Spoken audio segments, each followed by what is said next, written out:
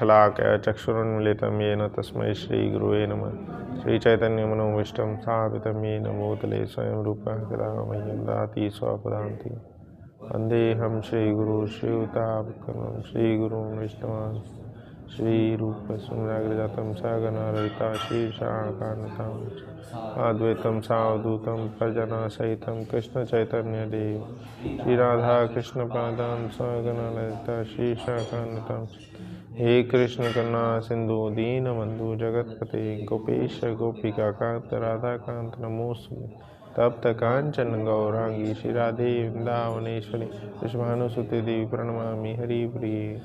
कल्पतरुभ्यश्च कृपा सिन्धुभ्यश्च च पतितानां पावनेभ्यो वैष्णवेभ्यो नमो नमः। जय श्री कृष्ण चैतन्य प्रभु नित्यानंद श्री अद्वैत शिवासादि गौर भक्त। हरे कृष्णा कृष्णा कृष्णा हरे हरे, हरे राम राम राम हरे हरे। जय श्री जगन्नाथ बलदेव सुभद्रा महारानी की जय। श्री राधा मदन मोहन गौर निताय की जय। श्रील प्रभुपाद की जय। हरे कृष्णा। तो यह तीसरे स्कंद में आप सभी का स्वागत है। आज हम तीसरा स्कंद प्रथम अध्याय के ऊपर चर्चा करेंगे। इस अध्याय का शीर्षक है विदुर द्वारा पूछे गए प्रश्न। तो विदुर जो है कुछ प्रश्न पूछ रहे हैं। अब विदुर खुद ही इतने सम्मानित व्यक्ति हैं, तो वो किन से प्रश्न पूछ रहे हैं? मैत्रेय मुनि से। अब वो मैत्रेय मुनि के पास कैसे पहुँचे, तो उसकी कहानी अभी चल रही है। पिछले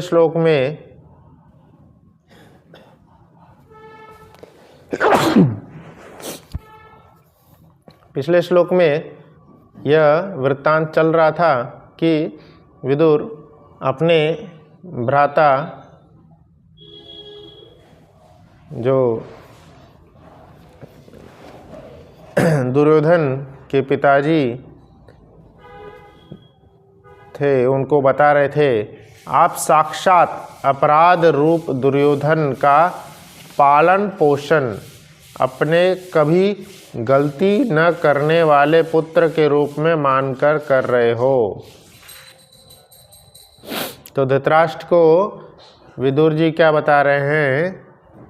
जो दुर्योधन उनका पुत्र है, उनको दुर्योधन को वो ऐसा मान रहे थे, वो कभी गलती नहीं करता। मतलब गलती दुर्योधन कभी कर ही नहीं सकता। कई सारे पिता अपने पुत्र का गलती कभी, पहले तो पिता अपनी गलती नहीं स्वीकारते, बाद में वो अपने पुत्र का भी गलती कभी स्वीकारते नहीं है। मेरा पुत्र कभी गलती कर ही नहीं सकता।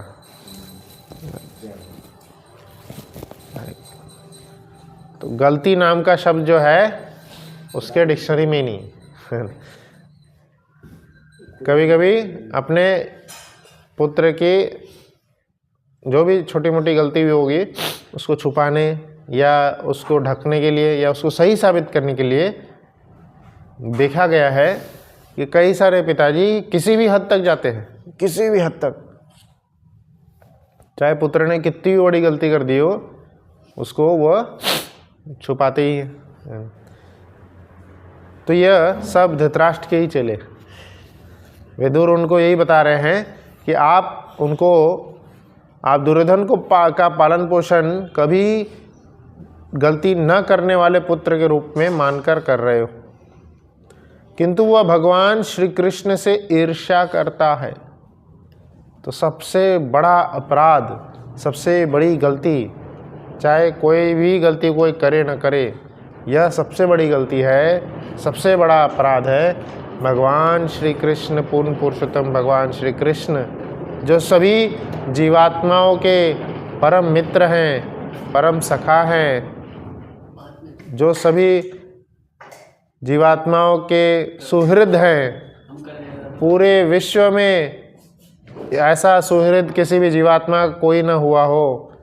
ऐसे परम सौहृद, परम मित्र, परम भगवान श्री कृष्ण का क्या कर रहे हैं लोग? ईर्ष्या कर रहे हैं उनसे। तो ऐसे परम भगवान श्री कृष्ण से वह ईर्ष्या करते हैं, तो यह सबसे बड़ा अपराध है। जो भी व्यक्ति परम भगवान श्री कृष्ण से ईर्ष्या करते हैं, उनसे हमें दूरी बनानी चाहिए, क्योंकि कृष्ण से अगर वो ईर्ष्या कर रहे हैं, भगवान श्री कृष्ण तो सभी के हृदय में, तो इसका अर्थ यह आ जाता है कि वो सभी से ईर्ष्या कर रहे हैं। और जो व्यक्ति सभी से ईर्ष्या करता है, उसका अगले जन्म का ब्लूप्रिंट तैयार हो चुका है। अगले जन्म में वो क्या बनेंगे? प्रभुपाद जी कई लेक्चरों में बोले हैं, सर्प बनेंगे। इस उदाहरण में भी, इस श्लोक के तात्पर्य में और इसके अनुवाद में भी यही लिखा है कि सर्प को दूध पिलाने जैसा हो रहा है। और आचार्यगण कहते हैं सांप को और बिच्छू को मारने में कोई अपराध नहीं है। और यहाँ पे पिछले श्लोक के अनुवाद में लिखा है, किंतु वह भगवान श्री कृष्ण से ईर्ष्या करता है, क्योंकि आप इस तरह से श्री कृष्ण के अभक्त का पालन कर रहे हैं, अतएव आप समस्त शुभ गुणों से विहीन हैं। तो जो श्री कृष्ण के अभक्तों का पालन करता है, श्री कृष्ण के अभक्त जो श्री कृष्ण की भक्ति नहीं कर रहे हैं, श्री कृष्ण की जो भक्ति नहीं कर रहे हैं, बहुत बड़ा लाइन है। पूरी दुनिया में कितने लोग श्री कृष्ण की भक्ति नहीं कर रहे होंगे। तो यहाँ पे श्रीमद् भागवतम यह ऐलान कर रहा है कि जो श्री कृष्ण की भक्ति नहीं कर रहा है, वह क्या कर रहा है? और दो केस, जो श्री कृष्ण की भक्ति नहीं कर रहा है और जो श्री कृष्ण की अभक्तों का पालन कर रहा है, मतलब उनके अंडर में जो लोग रह रहे हैं वो भी श्री कृष्ण की भक्ति नहीं कर रहे हैं, वह भी नहीं कर रहा है, उसके अंडर जो लोग रह रहे हैं वो भी नहीं कर रहा है, उनका वो पालन कर रहा है। तो अतएव यह क्या हो जाएगा? वह व्यक्ति सारे शुभ गुणों से विहीन हो जाएगा। सारे शुभ गुणों से, कई सारे शुभ गुण होते हैं, दयाशीलता, चरित्रवान, कई सारे अनंत शुभ गुण होते हैं। तो सारे शुभ गुणों से वह व्यक्ति जो कृष्ण का भक्त नहीं है और जो ऐसे व्यक्तियों का पालन कर रहा है, वह शुभ गुणों से विहीन हो जाएगा। अतएव आप यथाशीघ्र इस दुर्भाग्य से छुटकारा पाले और सारे परिवार का कल्याण करें। तो यहाँ पे विदुर जी धृतराष्ट्र को यह, जो कि यह पहली बार नहीं बोल रहे, जब से दुर्योधन जन्म लिए थे तब से विदुर उनको यही बता रहे थे, एक ही प्रवचन दे रहे थे कि इस दुर्योधन से छुटकारा पाए पूरे परिवार का कल्याण होगा। पूरे परिवार का कल्याण सिर्फ एकमात्र कृष्ण के अभक्त को दूर करने में है। कृष्ण से जो भक्ति करते हैं उनको दूर कर दें, पूरे परिवार का कल्याण होगा। तो यह विदुर सबको कई बार बोल रहे थे, पर विदुर के इस बात को पालन न करते हुए, न मानते हुए और इसका उल्टा कर दे। तो जब दुर्योधन जन्म लिए थे तो उनका नाम था सुयोधन, इसलिए श्लोक में उनका नाम भी आया सुयोधनेन, सुयोधन द्वारा। तो सुयोधन नाम था उनका, अर्थात जो युद्ध में हमेशा सकुशल रहे, युद्ध में हमेशा जीत जाए।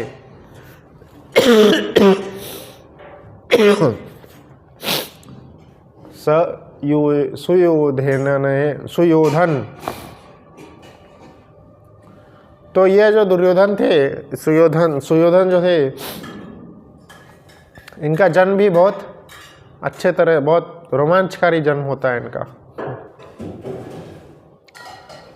इनकी जो माता थी गांधारी, गांधारी ने जन्म के वक्त माता जो विचार अपने मन में रखती है, या जो पीड़ा के वक्त, जो जन्म के वक्त, जन्म का जो पीड़ा होता है उस समय, प्रसव पीड़ा के समय जो माता गर्भ में बच्चे का जो विचार रखती है, वही विचार गर्भ में बच्चे को ट्रांसफ़र होता है, वही विचार ट्रांसफ़र होता है। तो यहाँ पे देख सके कि गांधारी ने जब अपने बच्चे को जन्म दे रहे थे तो उनका बच्चा कैसा, किस परिवेश में जन्म हुआ। तो गांधारी को खबर मिली थी कि जब गांधारी गर्भ से थी उसी समय उनके ज्येष्ठ जो भ्राता या लगेंगे कौन, कुंती के जो पुत्र थे, कुंती जो थी वो भी गर्भ से थी। तो कुंती भी गर्भ से थी, गांधारी भी गर्भ से थी, है ना। पर बड़े भाई, बड़े कौन लगेंगे, गांधारी थे। पर उस समय जो कुंती थी वह वन में थी, वन में अपने पति पांडु के साथ में थे, और वन में उन्होंने गर्भ में जो उनका जो प्रथम पुत्र था, कौन, युधिष्ठिर, तो उनको जन्म दे दिए। और इसकी खबर सब जगह फैल गई कि प्रथम पुत्र युधिष्ठिर जन्म ले चुके हैं। सब जगह यह खबर फैल गई थी, और उस समय कोई व्हाट्सएप, कोई सोशल मीडिया कुछ नहीं था बट फिर भी सब जगह यह खबर फैल गई थी कि प्रथम पुत्र युधिष्ठिर जन्म ले चुके हैं। और उस समय जब गांधारी को यह पता चला और जब धृतराष्ट्र को पता चला, तो दोनों के दोनों क्या हो गए। धृतराष्ट्र तो अंधे थे, वो अपना राज्य अपने बच्चों को देना चाहते थे, पर पता चला कि पांडु के पुत्र जो हैं वह प्रथम पहले आ गए। जब बड़ा बेटा होता है, बड़ा लड़का जो होता है, वह राज्य गद्दी का हकदार होता है, राजा के सिंहासन पर वही बैठता है। तो यह ज्ञान रखते हुए जब गांधारी को पता चला कि मेरा बेटा बड़ा, मतलब पहले नहीं हुआ, युधिष्ठिर पहले आ गया, तो इतना ज़्यादा उनको ईर्ष्या हुआ, इतना ज़्यादा जलन हुई, इतना ज़्यादा जल के भुन गई, एकदम बहुत ज़्यादा जलन होने लगी उनको। ऐसा जलन, ऐसे जलने लगी कि गुस्से के मारे पूरा फट गई, बहुत ज़्यादा गुस्सा आने लगा उनको।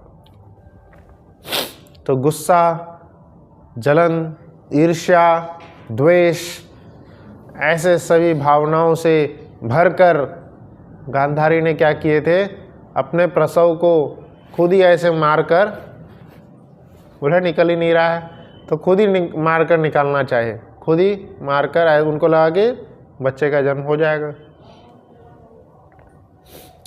पर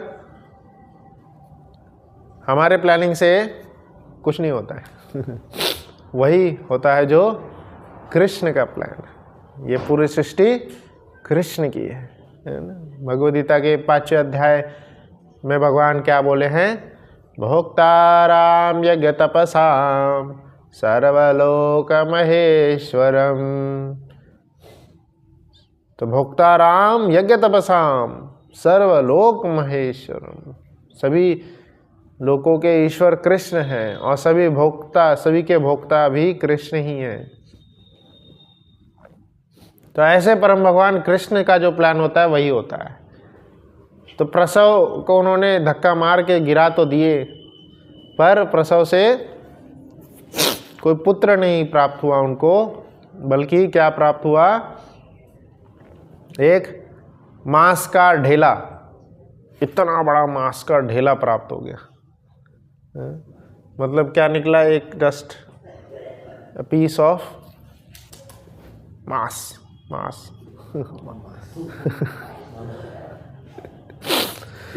तो एक मांस का ढेला प्राप्त हुआ और यह देख करके सब आश्चर्य हो गए, गर्भ में एक मांस का ढेला था सिर्फ। तो सब आश्चर्य भी हो गए, परेशान भी हो गए, तो क्या अब हमारा वंश का कोई संतान नहीं होगा? तो उन्होंने अपने सबसे ज्येष्ठ पुत्र और कुल के जो श्रेष्ठ आदरणीय व्यक्ति थे, कौन? व्यासदेव जी को बुलाते हैं। व्यासदेव उनके ही भ्राता थे या कुल के श्रेष्ठ थे, है ना, या पिताजी भी बोल सकते हैं।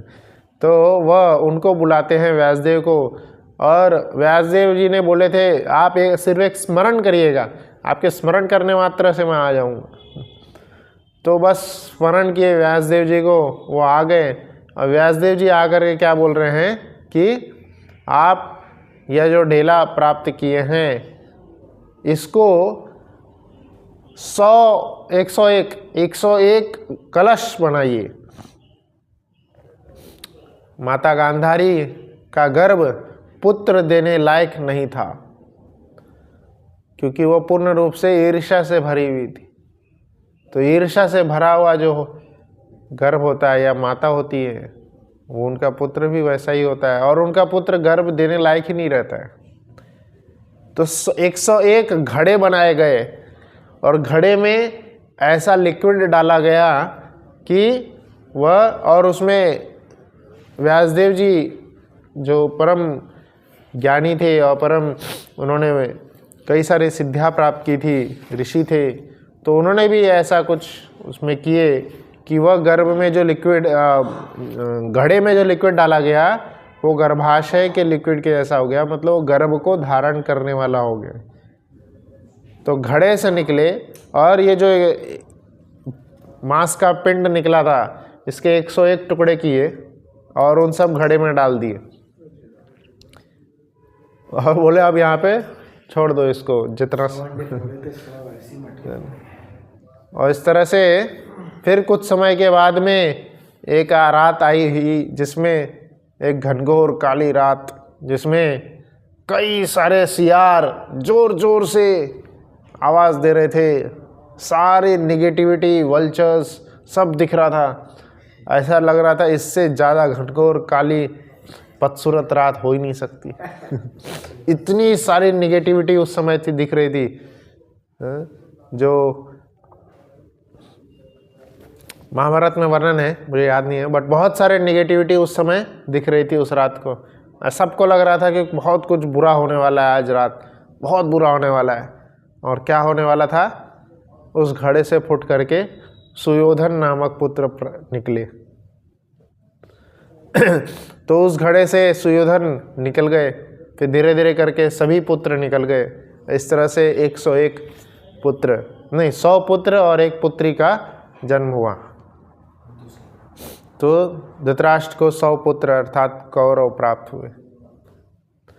तो जिसके जन्म के वक्त ही इतनी बुरी दुर्दशा थी, और उसके जन्म में जो आसपास कैलामिटीज दिख रहे थे, उसी से विदुर ने उसी समय बोल दिया था कि यह जो कैलामिटी दिख रही है यह संकेत दे रही है कि बहुत ही इसका फ्यूचर, ये जो पुत्र आपने प्राप्त किए हैं इसका फ्यूचर बहुत ही ज़्यादा बुरा है, ये पूरे कुल का नाश करेगा, यह तो पूरे कुल के नाश का कारण बनेगा।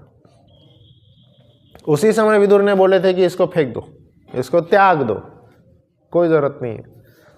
पर पुत्र प्रेम में और राजगद्दी के लालच में धृतराष्ट्र और उनके वाइफ जो थी गांधारी, उनकी पत्नी गांधारी ने यह डिसीजन नहीं लिया।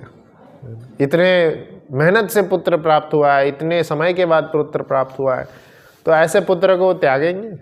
उसको सहेज के रख लिए, इतना प्यार से संभाले, इतना प्यार से संभाले कि वह मानने लगे थे कि उनका पुत्र कभी कोई गलती कर ही नहीं सकता, और जितनी भी गलतियां करते थे वह सब उनकी गलतियों को नज़रअंदाज कर देते थे। और ऐसे सुयोधन बाद में जो दुर्योधन बन गए, उनको आगे चल के किनका संग प्राप्त हुआ, पहले से ही वो बिगड़े हुए थे और उनको और महान लोगों का संग प्राप्त हुआ। तो श्लोक में वर्णन है किनका संग प्राप्त हुआ, उनके मामा शकुनी मामा का। शकुनी मामा वो भी ईर्ष्या से भरे हुए थे कि जो है उनके मतलब बहन का विवाह एक अंधे से किया गया था।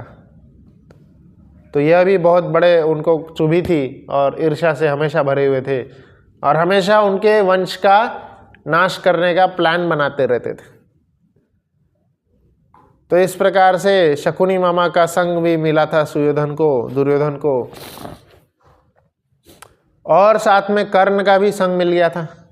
कर्ण भी ईर्ष्या द्वेष से भर गया था कि उनको वंश से निकाल दिया गया। द्रोणाचार्य ने, गुरु द्रोणाचार्य ने उनको गुरुकुल से निकाल दिए थे, उनको शिक्षा नहीं दिए थे। और अर्जुन जो है बेस्ट जो धनुर्धर होते हैं, बेस्ट धनुर्धर के रूप में वह निकल गए थे। तो कर्ण से भी अच्छे धनुर्धर थे अर्जुन, या जो भी है। तो इसी के वजह से कर्ण भी ईर्ष्या से भरे हुए थे, शकुनी भी ईर्ष्या से भरे हुए थे और दुर्योधन भी ईर्ष्या से भरे हुए थे। तीनों लोग ईर्ष्या से भरे हुए थे और उनके भाई भी थे। ऐसे सभी लोग उस सभा में बैठे थे जहाँ पे विदुर अभी उनके पिता धृतराष्ट्र को बोल रहे हैं कि बचपन में जो बोला था आपको कि इस पुत्र से आप छुटकारा पा लीजिए, वही अभी भी सलाह दे रहा हूँ, इस पुत्र से आप छुटकारा पा लीजिए, नहीं तो ऐसे ईर्ष्या से भरा हुआ पुत्र सभी आपके वंश का नाश का कारण बनेगा। तो ऐसे जैसे ही विदुर ने ऐसे बोला, अब आप किसी सभा में बैठे हैं, कहीं मीटिंग में बैठे हैं और मीटिंग में आपके सामने कोई बोल रहा है कि निकाल दो इसको, ये किसी काम का नहीं है, निकाल दो मीटिंग से, तो सीधा जो रिएक्शन क्या होगा, मैं किसी काम का नहीं, तू किसी काम का नहीं, तू निकल जाए यहाँ से। तो हम अपनी गलती नहीं मानते हैं, उल्टा सामने वाले को बोल देते हैं तुम गलत हो। और ऐसा दुर्योधन ने सही वैसा ही किया। तो दुर्योधन के सामने उनको बोल रहे थे कि उनके पिताजी को भड़का रहे थे कि इनको निकाल दो। तो दुर्योधन खुद ही बोलने लगा कि आप निकल जाओ, आप किसी काम के नहीं हैं। और उनको इतने सारे बुरे शब्दों से अपमानित किए। दुर्योधन ने ऐसे ऐसे शब्द बोले विदुर को कि वह पूर्ण रूप से टूट गए। इतना ज़्यादा बुरे शब्द बोले और ऐसा ऐसा शब्द को बोल करके अपमानित किए, तुम यहाँ पे सिर्फ खा रहे हो, कुछ नहीं करते हो, फ्री का बैठ के खाते रहते हो, है ना, ऐसे बहुत कुछ बोल करके अपमानित किए। और ऐसे अपमान भरे शब्दों से जब विदुर को इतनी आहत लगी, विदुर ने उसका प्रतिकार कर सकते थे, बट जब ऐसा प्रतिकार करने का सोच ही रहे थे तो उनको और एक नया आइडिया आया। तो वो ऐसे परिवार के क्लेश में, परिवार में जब क्लेश होता है तो उसका दो रिजल्ट हो सकता है। हम देखते हैं कई सारे परिवारों में क्लेश होता है। आप किसी एडवोकेट या लॉयर से मिलेंगे, है ना, तो एडवोकेट या लॉयर में एक फील्ड ही अलग है, सिविल केस। परिवार के कलह क्लेश का एक अलग से फील्ड बना दिया गया है, सिविल केस। तो सिविल लॉयर्स अलग होते हैं जो कि सारे परिवार में जो क्लेश होते हैं उनको सॉल्व करते हैं। सॉल्व क्या करते हैं, उसको और खींचते रहते हैं, लंबा करते हैं और उसी के बेसिस पे वो अपनी कोठी बनाते हैं, अपना परिवार पालते हैं। एक बार एक लड़का लॉ की डिग्री प्राप्त किया, लॉ के कॉलेज से लॉ की डिग्री प्राप्त किया, और जब लॉ की डिग्री पूर्ण रूप से प्राप्त कर लिया, लॉयर बन गया, तब वो अपने पिताजी को जाकर के बोला, उसने सोचा कि वो पिताजी को सरप्राइज देगा कि वो इतना अच्छे से लॉ की डिग्री प्राप्त कर लिया है। तो उसके पिताजी कहीं बाहर गए हुए थे किसी काम से, और तो उसी समय उनसे मिलने पिताजी के एक क्लाइंट आए। वो क्लाइंट क्या थे, सिविल का केस उनका कुछ चल रहा था। तो उसके बेटे ने उनसे मिला, उसने बोला कि मैं अभी अभी लॉ का डिग्री ख़त्म किया हूँ, तो मैं लड़ लूँगा आपका केस। पिताजी किसी काम से बाहर गए हैं, अगली सुनवाई में मैं आ जाऊँगा, मैं आपका केस लड़ूँगा। तो जो बच्चा अभी अभी जस्ट लॉ की डिग्री प्राप्त किया है ना, अव्वल डिस्टिंक्शन लाया था उसने, तो वो गया कोर्ट में और उनका जो केस था एक ही हियरिंग में ऐसे ऐसे पॉइंट्स बताए उसने, जज भी खुश हो गए और पूरा केस सॉल्व कर दिया एक हियरिंग में। और उनको बोल रहे थे ये देखो मैंने सॉल्व कर दिया, आपके मेरे पिताजी जो इतने सालों से आपका केस चला रहे थे नहीं सॉल्व हो रहा था, मैंने आपका एक हियरिंग में सॉल्व कर दिया। तो वो भी खुश हो गए, पूरा केस ख़त्म, सॉल्व हो गया। और बाद में जब उसके पिताजी लौट के आए, वो भी बहुत खुश हो गया, अपना रिज़ल्ट दिखाया, देखो मैं पास हो गया, है ना। और एक चीज़ सुनाता हूँ, एक वो केस चल रहा था ना आपका, वो मैंने सॉल्व कर दिया, है ना। आप इतने समय से उसको सॉल्व नहीं कर पा रहे थे, इतना लंबा चल रहा था, मैंने उसको सॉल्व कर दिया। पैसा कमा तो वो पिताजी बोलते हैं कि अरे बेवकूफ़, तू अभी अभी लॉ की डिग्री प्राप्त की है मैं 20-30 साल से लॉयर बैठा हूँ, जो तेरे को पढ़ाया, जो तेरे का फीस लिया है, वो सब कहाँ से आ रहा था, उसी केस से आ रहा था तेरी सारी पढ़ाई की अभी तो तेरी मास्टर्स डिग्री बाकी थी। तो लॉयर्स जो होते हैं वो अपनी कोठियाँ बना लेंगे, सारे केसेस सॉल्व कर लेंगे, पूरे बूढ़े हो जाएंगे, इतना सारा धन प्राप्त कर लेंगे, पर केस सॉल्व नहीं करेंगे। और ऐसे आस पड़ोस में आप देख सकते हैं कई सारे लॉयर से बड़ी बड़ी कोठियाँ बनी हुई हैं, अपना घर संपत्ति उन्होंने इतना बड़ा महान बनाए हैं। किस सब बेसिस पे? यही फैमिली केसेस, सिविल केसेस और इतने सारे केसेस चल रहे हैं, है ना। भारत जो कि 7th लार्जेस्ट कंट्री है जोग्राफिकल वाइज, यह 85% इसका ज़मीन जो है केस चल रहा है इस पर। भाई भाई में केस चल रहा है, सरकार में केस चल रहा है ना, पिता पुत्र में केस चल रहा है, अनेकों केस चल रहे हैं। तो ज़मीन का केस चल रहा है, परिवार का केस चल रहा है, डाइवोर्स के केसेस चल रहे हैं, इतने सारे डिवोर्सेस हो रहे हैं। पहली नज़र में प्यार होता है और पहली झगड़े में डिवोर्स हो जाता है। इतने सारे परिवार के झगड़े चल रहे हैं। तो परिवार के क्लेश का 2 रिजल्ट, जैसे मैं बताया था, 2 रिजल्ट होता है। पहला रिजल्ट क्या? कोर्ट में जाना, झगड़े करना और अपना सारा धन लॉयर को, जज को दे देना। पर उस समय तो कोर्ट था ही नहीं।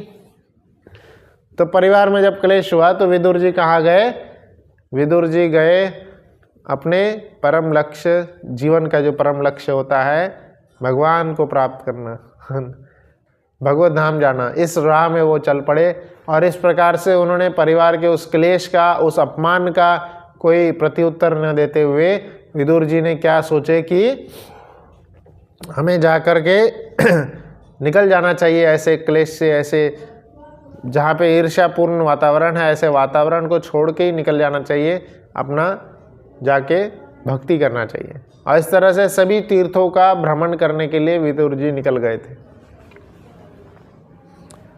तो यही इस श्लोक में लिखा है कि ऐसे लोग जो कि हमेशा ईर्ष्या से भरे होते हैं, वो सर्प के समान होते हैं। और उनको अगर हम पालन कर रहे हैं, जो कि कृष्ण की भक्ति नहीं करते हैं, उनका हम पालन कर रहे हैं, ऐसे लोगों का पालन कर रहे हैं, तो वह प्राणघातक विष को बढ़ा देते हैं। और ऐसे संत जो विदुर थे वह इस वातावरण से निकल गए।